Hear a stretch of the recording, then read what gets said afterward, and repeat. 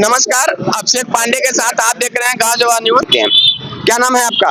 मैं जयप्रकाश नारायण CPI-ML से जुड़ा हूं और अखिल भारतीय किसान महासभा का राष्ट्रीय उपाध्यक्ष। आप लोग आज इकट्ठा हुए हैं यहाँ पर किस चीज को लेकर? आज देखिए, दो बर्निंग इशू हैं। आज एक तो संविधान दिवस है। हम किसी भी संविधान द्वारा, कानून द्वारा चुनी हुई सरकार से उम्मीद करते हैं कि वह संविधान और कानून के दायरे में काम करे। यही नहीं बल्कि उसके पालन में वो अग्रिम पंक्ति में रहे। अगर कहीं से उसका उल्लंघन होता है तो उसे वह उसकी जिम्मेदारी है कि उसका अनुपालन कराए। लेकिन आप देख रहे हैं कि भारत में किस तरह से यह सरकार संवैधानिक संस्थाओं का मजाक उड़ा रही है, मखौल उड़ा रही है। आप जानते हैं कि 91 में एक भारतीय संसद ने बाबरी मस्जिद डिमोलिशन के बाद एक कानून पारित किया था, जिसमें था कि पूजा स्थल सुरक्षा एक्ट के रूप में पास किया था। जिस एक्ट की जो मूल धारा है वो यह है कि बाबरी मस्जिद को के अलावा इस देश में जितने भी धर्मों हैं सबके पूजा स्थलों को जो सन 47 में जिस तरह से थे वैसा ही उनको रखा जाएगा, उसकी सुरक्षा की जाएगी।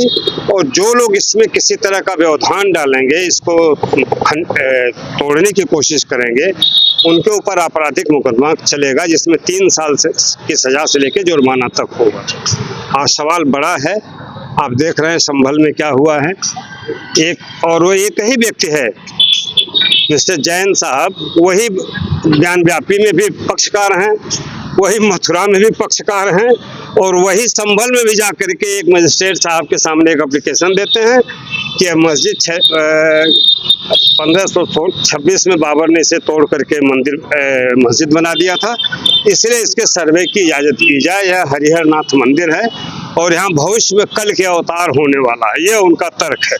और मजिस्ट्रेट यह तर्क स्वीकार कर लेता है। अब इससे बुरी बात भारत के संवैधानिक गणतंत्र के लिए कुछ नहीं हो सकता। 1 घंटे में ही वो सब निपट जाता है, विपक्ष को बात नहीं होती, और 2 घंटे बाद सर्वेयर पहुंच जाते हैं मस्जिद में। इसके बाद जो कुछ हुआ आप जानते हैं। दूसरे दिन 6 बजे भी ये लोग पहुंच गए और वहाँ 5 लोग मारे गए हैं। इस देश के लिए कलंक है और बहुत दुखद मामला। एक तो हमारे सामने यह सवाल है, खुलेआम यह सरकार संवैधानिक कानूनों का आस्था के नाम पर, धर्म के नाम पर उल्लंघन ही नहीं कर रही है, उनको कूड़ेदान में डाल देने के लिए तैयार बैठी है। दूसरी बात आप जानते हैं कि अमेरिकी न्यायालय ने अभी अडानी के ऊपर एक FIR किया है। उन्हें 21 दिन के अंदर वहाँ के जूरी के सामने पेश होने का आदेश दिया गया है और उन पर आरोप लगा कि इन्होंने ग्रीन एनर्जी के लिए, एटॉमिक एनर्जी के लिए अपने शेयर का मैनिपुलेशन के साथ साथ भारत के विभिन्न राज्यों में अधिकारियों को इन्होंने घूस दे करके ऊंचे दर पर टेंडर पास कराया, जिसमें आंध्रा है, छत्तीसगढ़ है, कश्मीर है, सहित 5 राज्य हैं। और वह उनके पास सारे प्रमाण हैं, डॉक्यूमेंट्री एविडेंट हैं। क्या नाम है ये जो कहते हैं गूगल, हाँ, ये सब जो कंप्यूटर से एविडेंट हैं, उनके पास सारे वीडियो हैं। और सागर अंबानी जो अडानी जो इनके भतीजे हैं, उनके नाम से सारे कारोबार हैं और उसमें किसके नाम कितना पैसा दिया हुआ सब दर्ज है। ऐसी स्थिति में भी 2 दिन से भारत संसद नहीं चल पा रही है। हमारी चिंता का विषय यह है कि मामूली सी बात थी, हमारे देश की प्रतिष्ठा का सवाल है, हमारे देश के उद्योग घराने के बारे में दुनिया की राय का सवाल है। अगर यह बात प्रमाणित हो जाती है तो भारत के पूरे औद्योगिक जगत के पूरे विकास के सामने गंभीर संकट खड़ा हो जाएगा। इसलिए यह जरूरत थी कि इस पर संसद में बात होती, इस पर चर्चा होती, देश एक मत बनाता, इस पर संसद एनिमस होकर के एक स्वर में एक प्रस्ताव पास करती। अच्छा बुरा जो भी होता सहमति के आधार पर होता।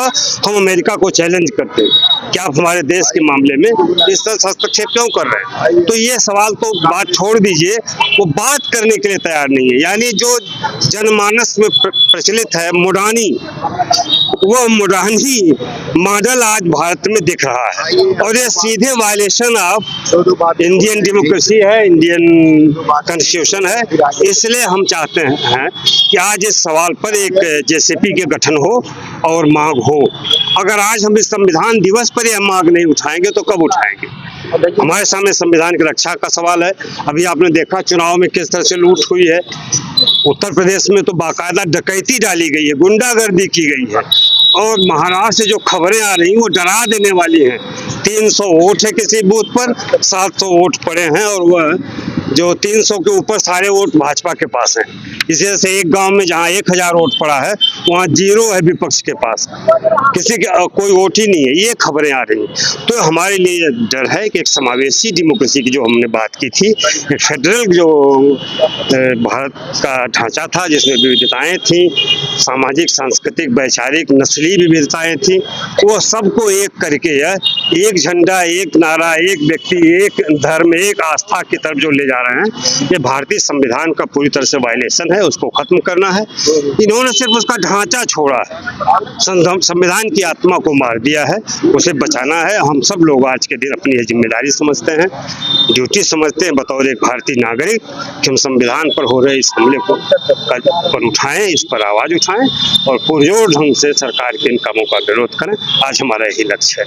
चलिए, अभी हमारे साथ मौजूद है सीपीआई के सदस्य जिन्होंने बताया कि संविधान को बचाना हमारा दायित्व है और इस संविधान को बचाने के लिए हम किसी भी हद तक प्रयास करेंगे और इस संविधान को बचाने का प्रयास करेंगे। हमारे साथ मौजूद हैं आजमगढ़ के कांग्रेस जिलाध्यक्ष प्रवीण जी।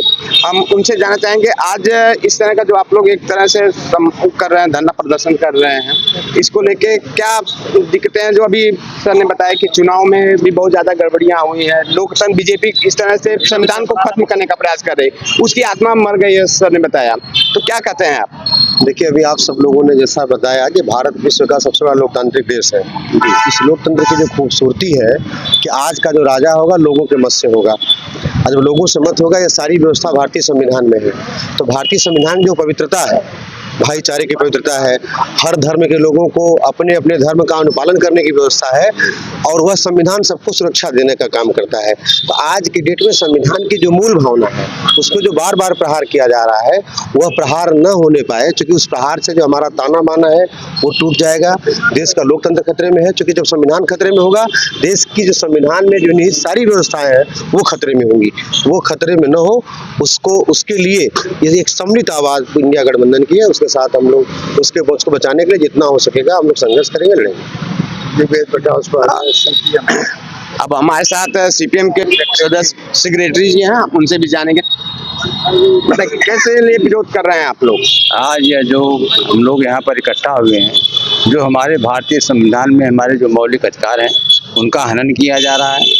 न तो हमारे विचार के व्यक्ति की आज़ादी रह गई है, न धार्मिक स्वतंत्रता की आज़ादी रह गई है। यहाँ तक कि सरकार जो है खाने पीने की बातों पर एक तरह का सांप्रदायिक एजेंडा ला करके देश को ताना बाना को छिन्न भिन्न करने का काम कर रही है। आज हम सब लोग इसीलिए इकट्ठा हुए हैं कि जो देश के अंदर हमारी संवैधानिक व्यवस्था है उसको कायम रखा जाए और देश को लोकतंत्र का जो है इसका सम्मान किया जाए, देश को टूटने से बचाने का प्रयास किया जाए।